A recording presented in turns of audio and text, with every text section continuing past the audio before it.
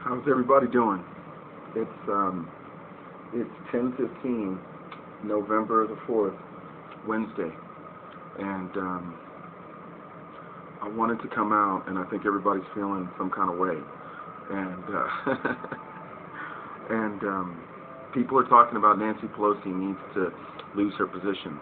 Not only does Nancy Pelosi need to lose her position, Chuck Schumer needs to lose his position. Let me just rant on Chuck Schumer real quick, because this video is about Nancy Pelosi, but I want to rant on Chuck Schumer. I need to rant on Chuck Schumer, right? Because it's offensive to me that that Jamie Harrison in South Carolina and Amy McGrath in Kentucky combined, they lit $190 million on fire. Jamie Harrison, through no fault of his own, through the fault of Dianne Feinstein. Dianne Feinstein fucked Jamie Harrison. My last video, I discussed how she fucked him over, right? But Chuck Schumer burnt up $90 million, or was it $88 million with Amy McGrath. Amy McGrath is a horrible fucking candidate. She's a good person. She's a Marine fighter pilot. She's obviously qualified and is very proficient at what she does, right? But the wrong person in the wrong place, right? She has no personality, right? For Breonna Taylor, Louisville, Kentucky has been marching in the streets for over 115 days, right? And this Amy McGrath person didn't show up to not even one goddamn protest, right? Mitch McConnell is saying that the BLM protests are destroying Louisville. Listen, man, FedEx has one of the largest facilities in Louisville, Kentucky. If Louisville, Kentucky was destroyed as much as Donald Trump and Mitch McConnell were saying, FedEx would fucking move. It is a multinational company. That would make international news. Louisville is not being torn up. Those people are protesting in the streets peacefully. Amy McGrath could have shown up at least one fucking time. She didn't. And if you look at Amy McGrath's early commercials, her complaint is Mitch McConnell isn't helping Donald Trump enough. What the fuck, lady? Right? Chuck Schumer needs to go, man. Okay? Chuck Schumer depends on the Republican Party being in power, right? Because, think about it, Mike Espy was running in Mississippi. If a little bit of that money that went to fucking Amy McGrath would have went to Mike Espy, it would have been a whole different show, man. They would have made the Republicans spend some money in fucking Alabama, right? And Georgia, Ossoff, he lit that motherfucker on fire in his debate. He basically lit that dude on fire, right? And no, he didn't get any help, right? Booker, the guy in Kentucky, he would have lost to Mitch McConnell too. I'm not going to be delusional about that shit. Booker from Kentucky, Louisville, that guy, he would have lost to Mitch McConnell too. Come on, man, Kentucky's racist as fuck. He would have lost to Mitch McConnell too, but he would have lost by double digits, and Mitch would have had to work for that fucking seat. He didn't have to work for that seat. Mitch was fucking taking vacations and shit, because Amy McGrath's fucking worthless, man. And Dianne Feinstein still not being kicked off the goddamn Judiciary Committee is just aggravating as fuck, man. Aggravating as fuck. She needs to be kicked the fuck off. And Chuck Schumer's too much of a punk to do it. He can't do that shit. He doesn't have the cojones to do it, man. Give it to Amy Klobuchar. She'll fucking kick Dianne Feinstein the fuck off. Or hell, give it to what's her name? Who's that blonde bitch from New York? Kirsten Gillibrand. She's the one that caused Al Franken, chased him out of the fucking Senate. Chuck Schumer didn't stand up for Al Franken. Chased him out of the fucking Senate. That bitch, I bet you if she got Chuck Schumer's job, she'd have Dianne Feinstein in the streets overnight. Fuck that shit, man. It's some bullshit, right? But let's get back to Nancy Pelosi. People are talking about Nancy Pelosi needs to lose her job. Listen, I told you this before. And I wrote some notes down because I'm gonna back a lot of what I say up, and you can look all of this shit up. Like I say, don't believe what I say. Look this shit up, right? Nancy Pelosi's mother was not white in America. She wasn't. Nancy Pelosi's mother was not white in America. You need to understand this shit, okay? All right, what is it?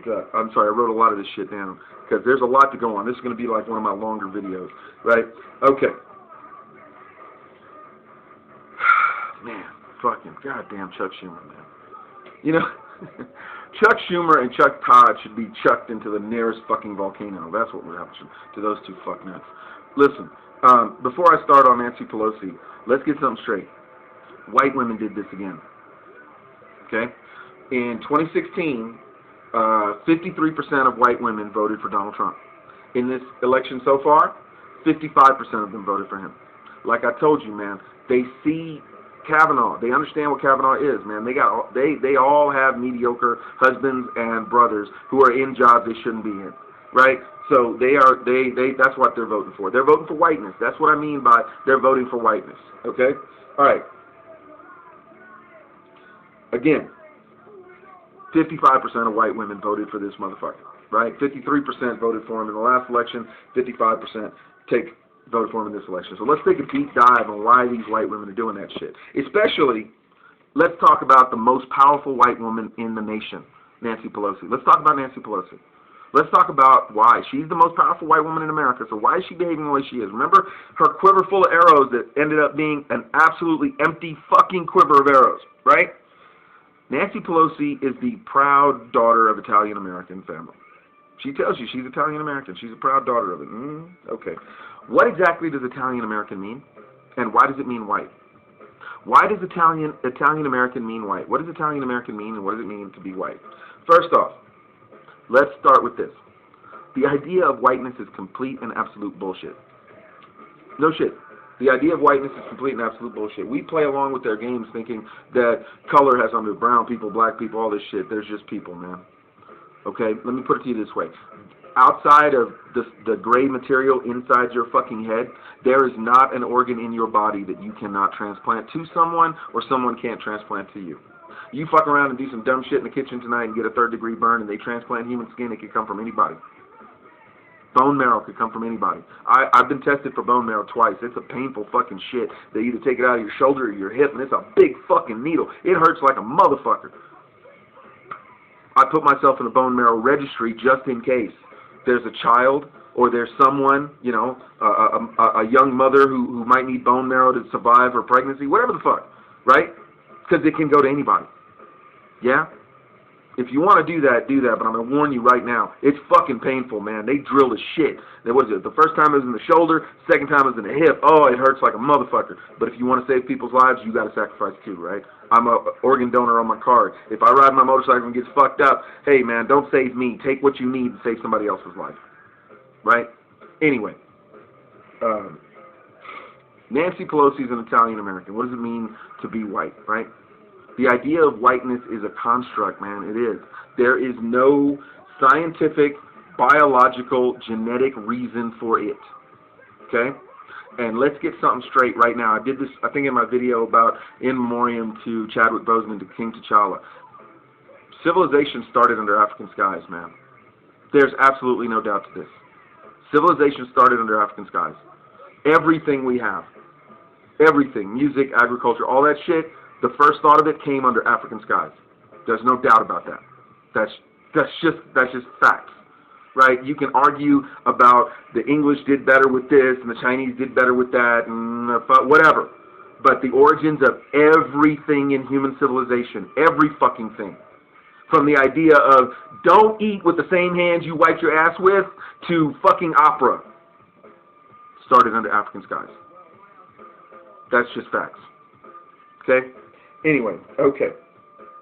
I'm sorry, I had to do some research on this, and no, I'm not going to post the fucking links. You can do this shit on your own. But this is research. You can look all this shit up. Okay. Italian Americans started coming to the United States around the end of the 19th century. Okay? Around the end of the 19th century. What we're talking about is like 1870 to 1890. Okay? And up until about 1910. Okay? That's when they really started streaming into the country. Yeah? You know those old, grainy, black and white fucking videos of the people on the boats, or they're all on the fucking steamer ships rolling into New York Harbor, and there's Ellis Island and the Statue of Liberty? That's them. That's them. That's the Italians. They're coming in at the end of the 19th century, around 1880 to 1895 is the greatest influx, right? Up until about 1910, 1915, right up until about the First World War. Okay? Because some shit was happening in fucking Europe, obviously. Right? Okay. Okay. When the Italian people got here, man, the generic white people that were here, they didn't consider them white. They did not consider them white. The white people that came to America in 1890, 1880, they weren't considered white. They weren't. They weren't considered white. They were considered criminals, and they were considered dirty. They were considered a drain on society. They were considered to not have family values. Does that sound familiar to you? Can you think of a group of people walking around America today that white people think are dirty, are criminals, and don't care about their children? Can you think of anybody? That's what Italians were called by whites in 1880 to 1890. Really. Italians that came to America were pretty much on the same level as the newly freed slaves from the Civil War. Civil War ended in 1865. Italians started coming to the United States in 1880. That's 15 years. So post-Reconstruction, right? Post-Reconstruction, because remember, right after the Civil War, there were quite a few black congressmen, there were some senators, black people made some progress, man. Take a look at what happened from 1865 to 1880. Take a look at how black people went through after slavery. They weren't just, lazing around like, well, I guess I don't have to pick cotton, I ain't got to do shit else. No, dude. Look that shit up. Look that shit up. Black people made the most progress immediately after the Civil War when the government said, okay, you other white people, leave these motherfuckers alone, stop lynching them, stop fucking with them, treat them like you treat each other, leave them the fuck alone, and black people fucking exploded, dude. They had businesses, jobs, the whole 9 yards. They ran for Congress, all that shit, okay? 1880, Italians and the Irish started coming here. 1880 to 1910, Italians, Irish, and Jewish people started coming here. They started streaming in here. Okay? Okay. So let's get that shit straight right the fuck now. Okay? When Italians got here, they literally had to live in the same neighborhoods as newly freed slaves because white people didn't want them to live there. They didn't. No shit. No, they did not want new Italians that came to the United States in the Great Migrations from 1890 to the turn of the 20th century. Yeah, they weren't allowed to live near white people. They had to live near where the newly freed slaves lived, or the black communities like Rosewood and Tulsa, right, and all those others. For example, Central Park in New York, Seneca Falls. Central Park, what Central Park is right now and all that shit, that used to be a very large black community, neighborhood, that Italians live near. If you take a look at Central Park right now, in the lower parts of Central Park, Italian communities are all around Central Park in the lower parts. That used to be a very predominantly large black community. A riot happened, they got murdered and slaughtered, and they turned it into Central Park. That's real shit. That's real shit. Okay? Hang on. Like I said, a lot of this I wrote down.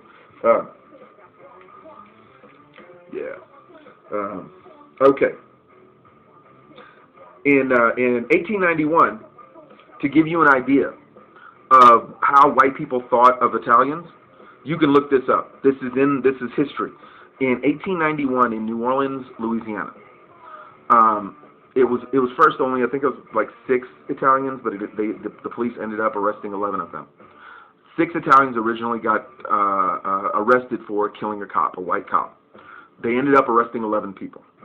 These 11 Italians, who had just recently immigrated to the United States, were put on a show trial, but they were found and acquitted. They didn't get convicted. They stayed in jail one night. All 11 of those Italian people got lynched by a white mob in New Orleans, Louisiana, in 1891. That is a fact. You can look that shit up. Okay, in 1891, a group of Italians, newly immigrated Italians, got wrongly accused of killing a cop. They got sent to trial, acquitted. A lynch mob didn't believe what the trial said. And a white mob, just like in so many, look up the Red Summer and look up all the lynchings in the United States. Ida Mae Bell, fuck, I can't think of her name, I'm so sorry. Look up all the lynching histories, the same scenario. They lynched all 11 of them in the same night. That's what white people thought of Italians. They were on the same level as newly freed blacks. They really were. Okay? Sorry. Okay. Where was it? Oh, I'm sorry. Yeah. Okay. And the white people were perfectly fine with this. They really were. They really were. White people were perfectly fine with the Klan, the Knights of the Klan, and all that shit, lynching Italians to keep them out of neighborhoods and to keep them out of better-paying jobs. Okay. So the Italians had to fight with black people for menial jobs, right? Italians weren't really allowed in white people's homes like former freed slaves, because, you know, former freed slaves actually were in their homes, so there's a little bit of a synergy right there, right? But Italians couldn't get those jobs. So Italians ended up taking menial jobs like working longshoremen, you know what I mean? Working at the docks, working unloading boats, working taxi drivers, working those kind of shifts, you know what I'm saying? Real manual labor type shit, real close to the street and all that kind of shit, yeah? So the Italians prospered along with black people too, as long as they stayed in that little deal. Yeah? Matter of fact, black people, you know, and black people are very forgiving, right? What's that great quote by James Baldwin? White people in America should be real grateful that black people only want justice and not revenge. No shit, right? But black people are real forgiving, so they allowed Italians to live in their neighborhoods, and they actually went to their own schools. That's no shit. Italians and white people had their own school. I think I wrote it down. I looked it up. Was it in? Yeah, I think it was in 1929 or 39 or something. I'm sorry, I need my glasses for this. But yeah. Anyway, oh yeah. In 1924, there was something called the National Origins Act. There was a law passed called the National Origins Act in 1924. In 1924, the National Origins Act, what it did is it restricted immigration from Italy, from Ireland, from Lebanon, of course from Africa, India, China. I think there was a couple others, but Italians were affected by the 1924 National Origins Act. Italians and Irish, two people that everyone would consider white people in America today. Right? They actually passed a law saying, you motherfuckers, you come from shithole countries and you can't come here. Sound familiar? Italians and whites. Italians and Irish, who are most definitely considered white people today. They were under a law that said you couldn't come into this fucking country because your country's fucking a shithole country. Basically, if you look it up, 1924, look that shit up. Okay? Right around then was the Great Depression, right? 1924, the bubble burst, and you had the Great Depression. And people were fucked up, right? People got left out. People got stuck out, right? The white people who thought they were better than the Italians and the Irish and all that shit, they got stuck out too, right? So the government started handing out fucking loans. They started handing out money to motherfuckers to buy houses, to survive and shit, right?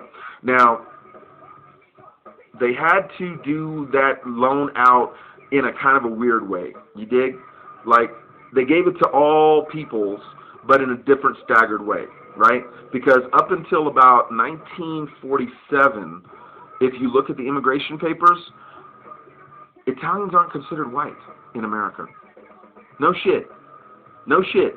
Up until about 1947, Italians were not considered white in America. They weren't. They weren't. On their immigration papers, they're not considered white, right?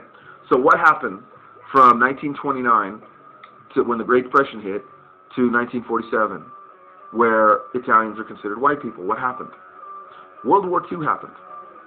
And here's how World War II helped white people, Italians become white people. Here's how it happened, right? Everybody knows that the Japanese got interned, right?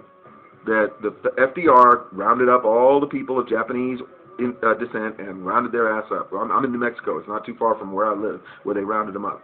Okay? Here's something a lot of people don't know. They also rounded up Italian people. No shit. They really did. FDR, in an executive order, called people of Italian descent enemy combatants. You can look that shit up. Look up FDR's executive order. He called Italian people enemy combatants, and they started rounding these motherfuckers up. They did. They really did. They started rounding these motherfuckers up. They got around 10,000 of them rounded up, and some white dude in FDR's administration had a brilliant fucking idea. Here's his idea. He said, you know what, boss? Italian people have all the jobs in the fucking docks, and they have all, like, the cab driver jobs, and they have all the, like, the street sweeper jobs. They have all the menial labor jobs, right? Yeah, that's right. So, well, check this out, man. I think we can work some shit out and beat the Nazis using these Italian people. Here's how they work that shit out. They approach the actual criminal element. They approach the actual criminal element in the Italian community in about 1939, right? About 10 years before, Italians became white people, they approached the criminal element in the Italian community, right? What we consider the mafia, the Godfather. You know what I'm saying? And the people that they approached was a young street thug who had connections, right? This young street thug had a lot of connections. This young street thug had so many connections, they called him Lucky Luciano, right? So FDR and his boys, or FDR and the people who represent him, approached young Lucky Luciano and Bugsy Siegel and Meyer Lansky, yeah? And Lucky Luciano, like I said, had a lot of connections. One of the connections that he had was to the Irish mob in Massachusetts, the criminal mob in Massachusetts, who were using the Irish truck drivers, right, and the Teamsters, basically, what the Teamsters are now. The Irish mob controlled that. They still control it, but they controlled it back then. Lucky Luciano, when he got this deal from FDR, the deal was this: if Lucky Luciano, who was like the dude, like he was Scarface, man, basically, he ran that shit. If Lucky Luciano could get the Italians who worked on the longshore in the docks and the street sweepers and the taxi drivers and the people who did the menial labor, if they could help the police keep an eye on black people, Japanese people, people that the government wanted to keep an eye on, right? Because remember, the mafia, even though there's movies like The Goodfellas, I love Scorsese movies, man. I can quote Godfather all fucking day, right? But let's remember that the mafia, the criminal element in the mafia, they're human traffickers. They deal in prostitution and drugs, and they beat people to death. Let's not be delusional about who these motherfuckers are, right? So Lucky Luciano, Bugsy Siegel, Meyer Lansky, and the Irish mob in Massachusetts, who was running the trucks so they could keep an eye on the roads, right? Well, Lucky Luciano reaches out to the Irish up there. He said, hey, FDR says if we do this to help them win the war, because all FDR was going to do was let the Italians and the Irish and the Jewish people basically help them control the streets, yeah? So the police, the munitions that the police were going to use, remember, there was FDR, people were collecting fucking tin cans, and there was a bullet shortage and shit. So why would the police need to fucking go fight criminals when you have the Italian criminals, the Jewish criminals, and the Irish criminals basically policing the docks and the streets? You can save bullets. Ain't that interesting? Lucky Luciano reaches out to the Irish mob. And the guy that Lucky Luciano knows in the Irish mob is a young, fucking ruthless motherfucker by the name of Joseph Kennedy. So Lucky Luciano, Bugsy Siegel, Meyer Lansky, and Joseph Kennedy make a deal with FDR. Here's the deal, man. We'll protect the shores, but check this out, man. Hitler didn't go down in the first year. Matter of fact, FDR was more concerned about controlling his borders, right, the ports and shit, than he was about what the fuck was going on in Europe. It wasn't until America basically got, Pearl Harbored in, right? Then he needed men. Well, the black people that had volunteered to go fight World War I, when they came back, they got fucked over. Look up the Bloody Summer of 1913 and 1917 and 1919. That's fucked up, right? Look up those bloody summers. Red Summer of 1919 is a fucked up one. Matter of fact, my hometown, Houston, Texas, there's a movie called The 24th that talks about the 1917 riot, or I think 1919 riot, of the 24th Infantry Unit, all black infantry unit that was stationed in Houston. These dudes had rode with Roosevelt. Not FDR, Teddy and his Rough Riders. Hardcore motherfuckers. And they got stationed in Houston, and they still got slaughtered by those fucking rednecks in Houston, Texas. Look that shit up, the 24th. It's a movie, and that's the name of the unit. In Houston, Texas, there was a riot.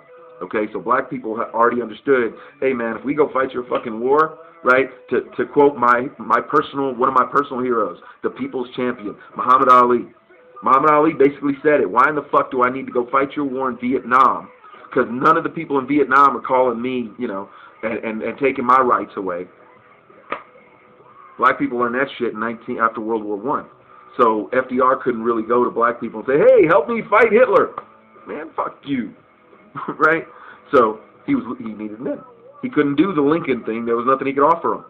Right? Well, he kind of offered them that he'd give them the GI Bill and shit, and he still fucked them over, and still, you know what I mean?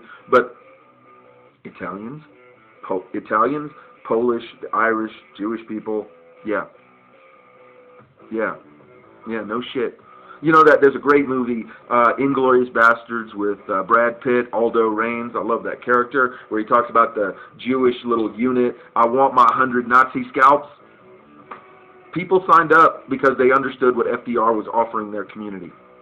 That's what that shit was, right? So when the Italians came back from World War II, they were white people. They were white people, right? And in order to make sure that the Italians who were going to buy into this deal, right? 15 years ago you weren't considered white. Tomorrow you're white. To buy into this deal, a lot of Italians joined the Klan or the Concerned Citizens Council, right? The lynchings that occurred from 1947 to 1968, because there's still, I think somebody got lynched a couple of days ago, found him hanging from a hoop, but the long-term lynchings, right? Ida B. Wells, that's the journalist. Damn, I couldn't think of her name. Those lynchings that happened between 1947 and 1968, that's what that was. That was the Polish, the Irish, and the Italians, even some Jewish people. Believe it or not, in Texas, I knew a guy named Greenberg, who was a fucking racist piece of shit. It was amazing how racist he was, and I'm like, you're fucking Greenberg. Anyway, right? Whatever. But yeah. So all of those lynchings, that was those former not white people slaughtering black people to prove to the foundational white people in America that, yeah, okay, let us into being white and we'll do your dirty work for you. You don't believe me? Look up somebody by the name of Yusef Hawkins. Yusef Hawkins was a young man who went to Bensonhurst, New York, which is a predominantly Italian neighborhood, because he was in an advanced science program, and the Italian girl who was in that neighborhood also went to that program. So he wanted to date her, so he was going to go over, listen to the records, whatever the fuck, right? Goes to Bensonhurst, and the Italians in that neighborhood chased Yusef Hawkins down and beat him to death with a baseball bat. He crawled away, and as he crawled away, he ran into the street where a car finally killed him. That's what actually killed him. But they beat him so bad that he didn't know where he was, and he didn't know what direction to go, and he walked out into the street. Into a freeway, not just a street, into a fucking freeway. He was so fucking delirious from his beating that he didn't know where he was, and they killed Yusef Hawkins. It was an all-Italian community, right? Italians and the Irish and all that shit, yeah. That's why they're so virulently pro-white. They won't admit it, right? Do you remember, well, depends on how old you are, but when that whole thing about black people calling themselves African American, right? And Italian people were like, the Italian American, I should be proud, and Irish people, all this shit. Yeah, there's a deep sociopathy. Remember what sociopath means, or sociopathology, right? Social pathology, social disease, right? So the idea of whiteness, remember I said, whiteness is not real. There's no scientific, none of that shit, right? So the people who subscribe to the idea that white people this and all of that, yeah, you have to, if you're gonna subscribe to whiteness, you need to have the opposite, black people, and you need to subjugate them, brutalize them, murder them, rape them, kill them, take their shit. Indigenous people, same thing. If you have the idea of whiteness, because whiteness is an idea that doesn't really exist other than through the force of violence, right? Okay? So, yeah, that's what that shit's about.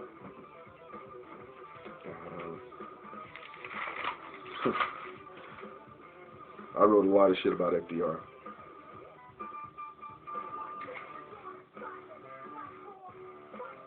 Yeah, but yeah.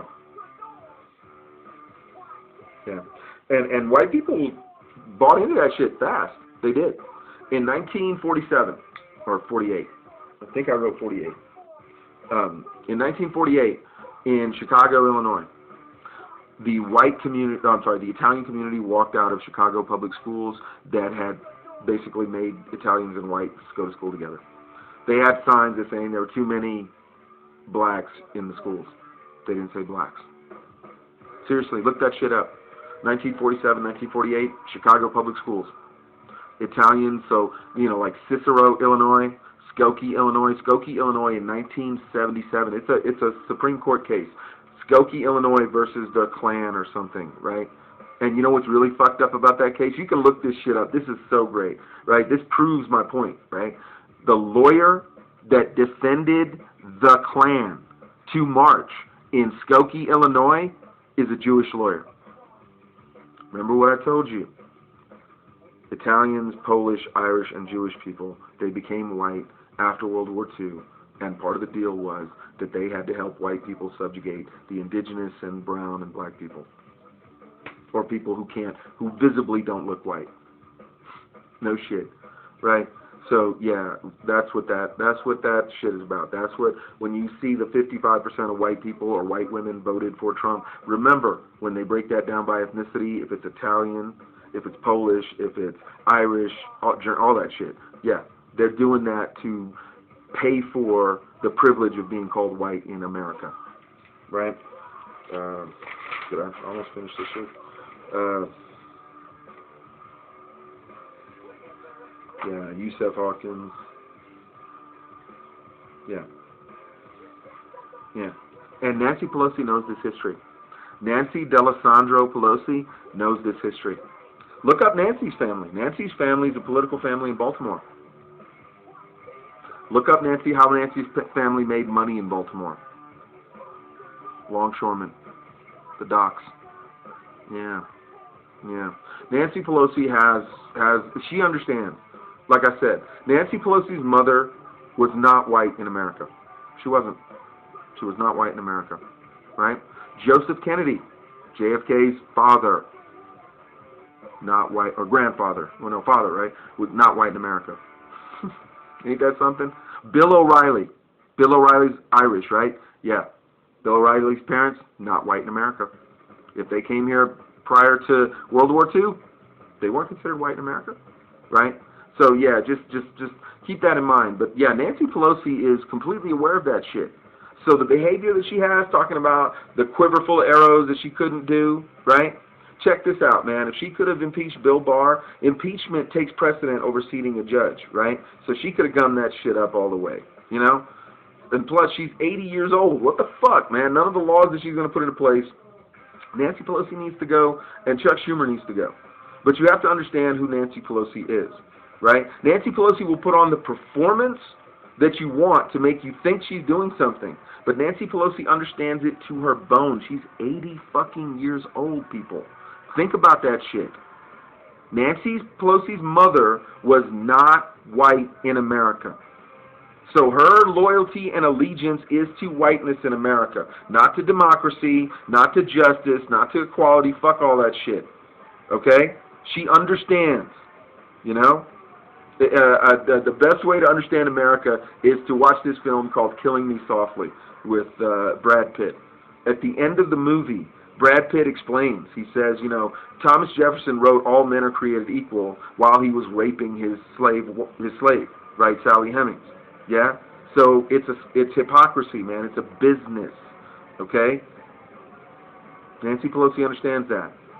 If she's tried to stop Trump or tried to fight for equality, yeah, she'd be betraying all of her ancestors and all of the Italian people in America today who think that they're white but don't understand. You weren't white prior to World War II. You weren't. You don't believe me? Go to Ancestry.com if you think you're Italian and pull up your Italian ancestor who came to America before World War II, and you will see Italians are a separate race. They're not considered white, right? So keep that in mind, man. It's almost 11 o'clock Mountain Standard Time. It was 264 electoral college votes for Biden when I started this. He might have won. I don't know. I expect some shit to go left. Please take care of yourself, right? I think I've given you enough warning on what to do. Yeah? Just understand something, that if you are in a community and some shit pop off and you step outside that door, You better be prepared to pull that fucking trigger. Do not fucking hesitate. You hesitate and it's going to end badly for you. But that's if you decide to step out that door. Alright, so, yeah. Hopefully, we don't descend into fascism too fast, right? Because we got from now until January 20th. Even if Trump loses, from now until January 20th, he can still fucking launch a nuclear attack. He really can. He really can. He really can, okay? I'm not trying to scare anyone, but I just want you to understand this, right? The United States nuclear defense system is a triad. It comes in 3 parts, right? It's a nuclear defense system triad, yeah?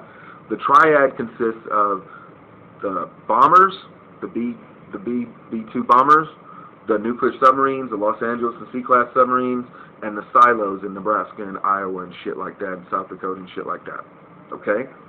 So those, in that triad, each one of them has like it takes time to launch that shit.